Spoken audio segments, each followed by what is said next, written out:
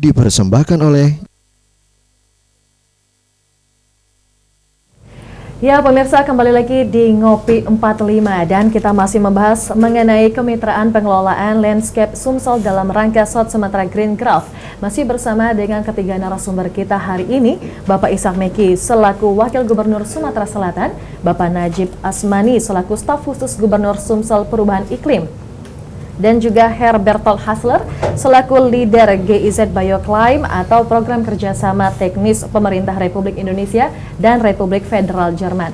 Dan tentunya Anda pemirsa dapat berpartisipasi bersama kami melalui line telepon di 0711-364-666. Tentunya Anda dapat bertanya ataupun berkomentar seputar tema kita hari ini, tentunya dalam rangka untuk menyukseskan Sumatra Bond Challenge Asia Pacific Regional Asia High Roundtable Meeting.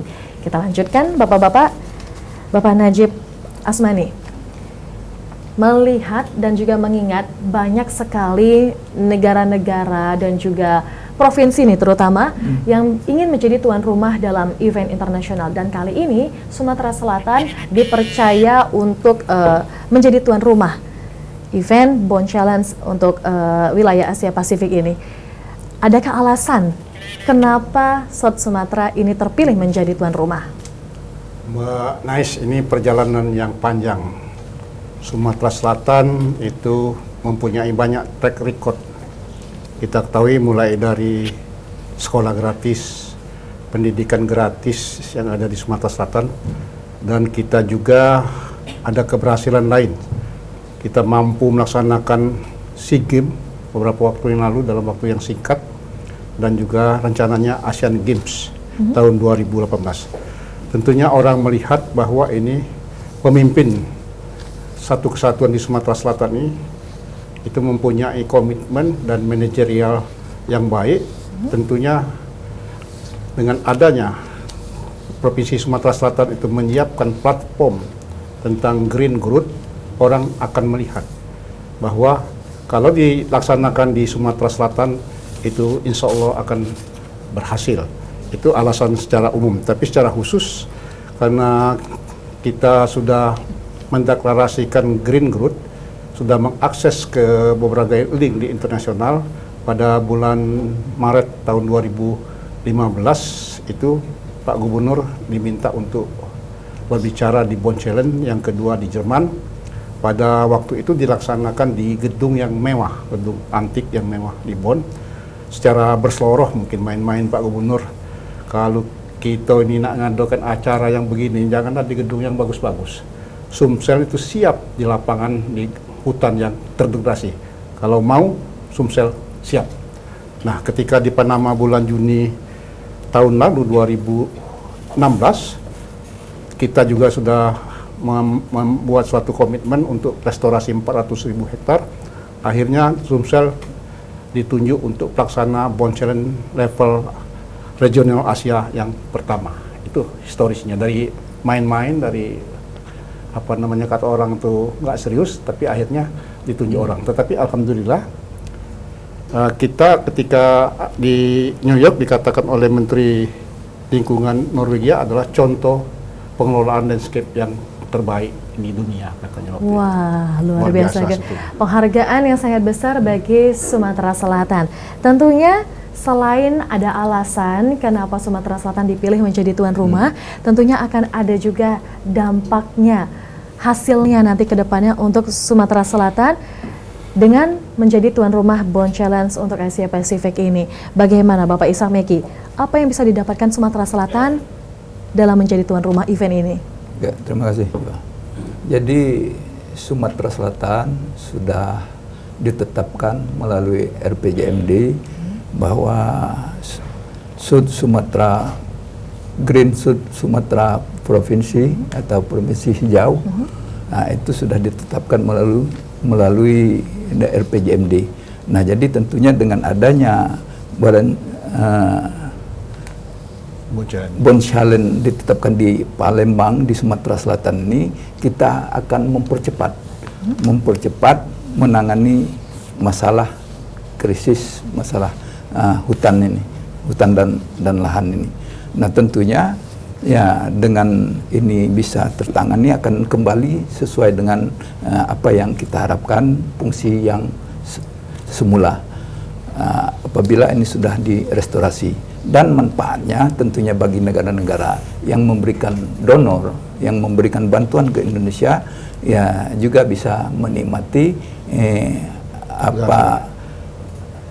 dampak daripada hutan kita sudah baik, terutama tentunya udara yang segar, lingkungan yang baik, dan itu tentunya juga imbasnya ke negara-negara di dunia.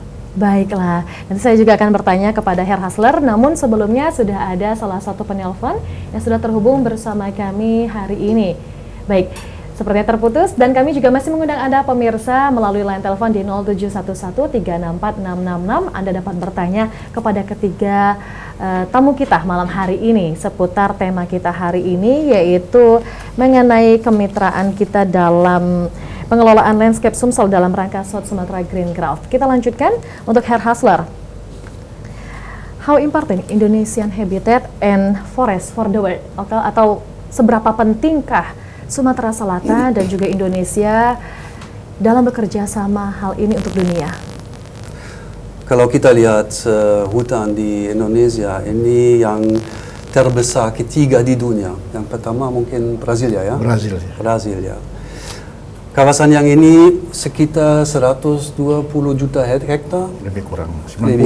Ya, dan dalam yang ini ya 20 juta hektar sudah terdegradasi atau sudah ada banyak yang hilang. Di kawasan yang ini jasa lingkungan yang paling penting. Jasa lingkungan adalah kita tidak bisa bayangkan bagaimana jasa lingkungan, bagaimana ini tidak bisa dibayar. Semua orang take it for granted. Semua orang di bahasa Indonesia menerima begitu saja, ya. Dan apa yang jasa lingkungannya? Kita ada air bersih, kita ada simpang karbon, kita ada oksigen yang tetap, kita ada mungkin no banjir, ya, atau semua impact juga kepada iklim. Kawasan hutan yang ini juga ada halaman depan atau kawasan yang ini juga rumah buat semua fauna dan flora, dan Indonesia jadi satu hotspot.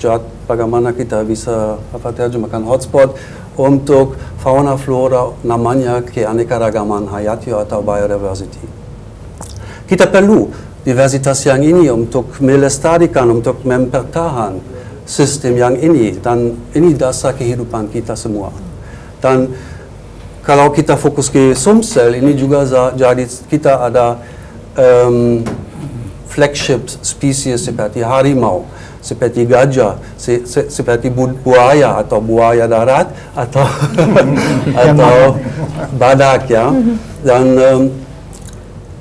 binatang-binatang yang ini sudah tinggal di pulau-pulau kehutanan.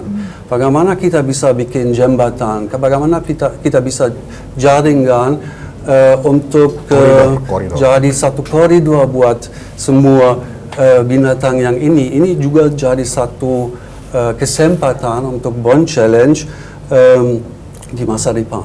Ya. Baik, nanti kita akan lanjutkan karena sekarang kita sudah terhubung bersama salah satu penelpon kita, ada Ibu Tari di Kenten. Saya angkat sebentar ya Bapak-Bapak ya. Selamat malam Ibu Tari. Halo. Iya Ibu Tari, apa kabarnya?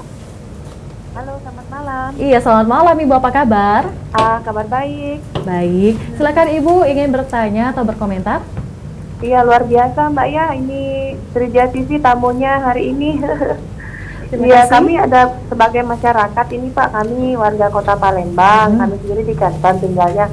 Ini sangat mengapresiasi pemerintah Provinsi Sumsel, khususnya kepada Bapak Gubernur dan Bapak Wagub untuk kerjasama penanganan krisis kebakaran hutan.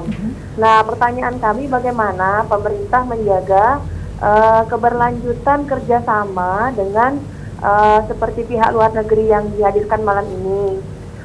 Kami masyarakat berharap bahwa memang tahun ini tidak ada asap ya Mbak. Bagaimana kalau tahun depan sudah asap tetapi proyeknya sudah selesai, seperti itu. Baik. Khusus pertanyaannya untuk Pak Wagub ini.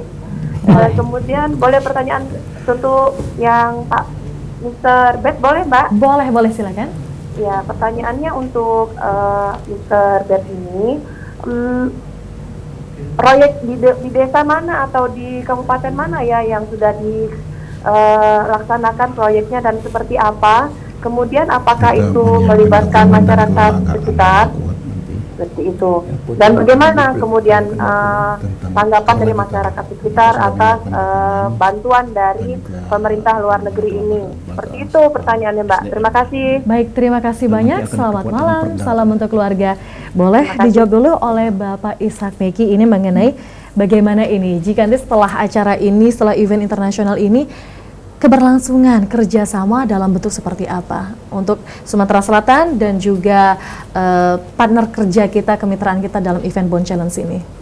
Ya, jadi kita khususnya Sumatera Selatan tentunya sudah mempunyai grand design daripada masalah lahan-lahan kritis ini.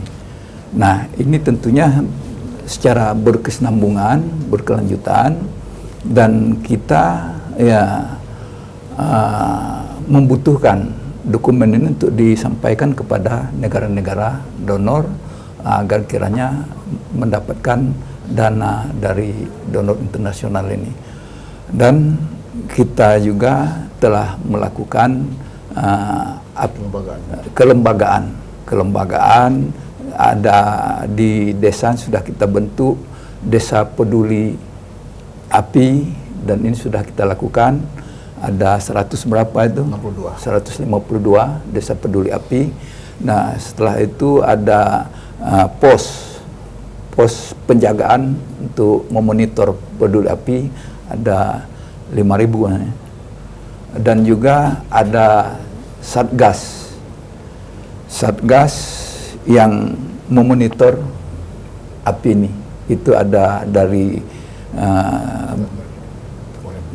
Korem, ada BNPB, ada juga dari desa, dari kabupaten kota, dan ini sinergi untuk supaya mengantisipasi agar ini tidak terjadi lagi kebakaran di Sumatera Selatan.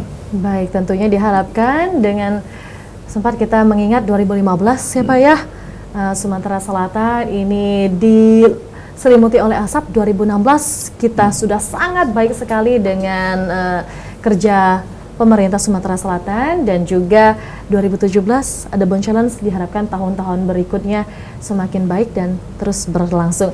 Sebelum saya bertanya mengenai dengan Herr Hasler, kita ada satu penelpon lagi, boleh saya angkat sebentar ya. Ada Ibu Nana di Pelaju. Selamat malam Ibu Nana. Selamat malam. Ibu Nana apa kabar? Alhamdulillah. Alhamdulillah. Silakan Ibu Nana, ingin bertanya atau berkomentar? Ya, baiklah, terima kasih atas waktunya. Saya ingin bertanya, bagaimana pemerintah mensosialisasikan Bond Challenge ini kepada masyarakat agar masyarakat lebih sadar dan lebih mengerti mengenai Bond Challenge ini? Itu saja? Ya, baik, terima kasih. Selamat malam, salam untuk keluarga. Sebelum dijawab, ini saya tanyakan terlebih dahulu pertanyaan yang tadi.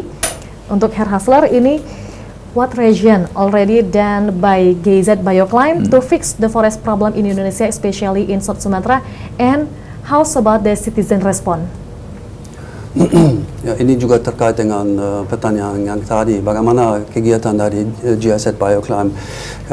Bioclimb ada fokus kepada 4 kabupaten, Banyuasin, Musi Banyuasin, Musi Rawasta, Musi Rawasta Utara. Ini di dalam 4 ekosistem, 4 tipe landskap seperti mangrove, seperti gambut, dan juga ada fokus kepada kawasan rendah dan mountainous area. Di dalam kawasan yang ini, Bioclimb pernah melakukan beberapa inventory activity untuk mencapai, untuk menerima data-data yang jadi dasar untuk pengelolaan kawasan yang ini dengan baik. Ini satu hal yang penting, tapi pertanyaan tadi juga adalah bagaimana kita bisa melibatkan, bagaimana kita bisa kerjasama dengan masyarakat. Masyarakat ini jadi satu key, satu kunci di dalam kegiatan yang ini, dan masyarakat kita coba bagaimana kita bisa memperbaiki atau meningkatkan kesejahteraan masyarakat, khususnya di kawasan di kawasan hutan, sehingga kita fokus kepada hasil hutan bukan kayu seperti madu atau juga ada beberapa hasil dari rotan dan lain-lain. Terkait dengan pertanyaan yang kedua, menurut saya kita juga harus cari bagaimana kita bisa bikin benefit buat masyarakat di dalam kegiatan Bond Challenge. Contoh, kita bisa mereka bisa mendukung persemainan, mereka juga bisa jadi mitra dengan pihak-pihak yang besar seperti swasta untuk menanam pohon. Dan ini juga jadi satu pilar di dalam masyarakat jadi yang paling penting di dalam kegiatan Bond Challenge menurut saya. Baik, nanti kita lanjutkan karena sekarang sudah ada Pak Anies di Talang Kelapa sudah menunggu kita. Saya angkat sebentar teleponnya. Selamat malam Pak Anies. Lewat HP nih. Halo Pak Anies, apa kabar? Halo. Pak Anies, apa kabar? Baik. Baik, silakan Pak Anies ingin bertanya atau berkomentar? Silahkan. Ya. Silahkan Pak Anies. Ya, halo. Iya, halo. Halo. Pak Anies bisa mendengarkan kami. Silakan ingin bertanya atau berkomentar. Oke, saya bertanya. Pertanyaan saya, apakah Sumsel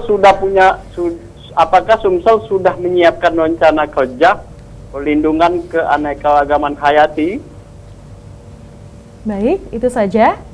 Iya, itu aja. Baik, nanti akan dijawab. Terima kasih banyak. Selamat malam, salam untuk keluarga. Nanti pertanyaan dari Ibu Nana dan juga Pak Anies akan dijawab langsung oleh para narasumber kita hari ini. Namun pemirsa di rumah tentunya kami juga masih menantikan Anda untuk berpartisipasi bersama kami melalui line telepon di 07113646666. Namun kami akan kembali sesaat lagi. Jangan kemana-mana, tetap di sini di Ngopi 45. Ngopi 45. Ngopi 45.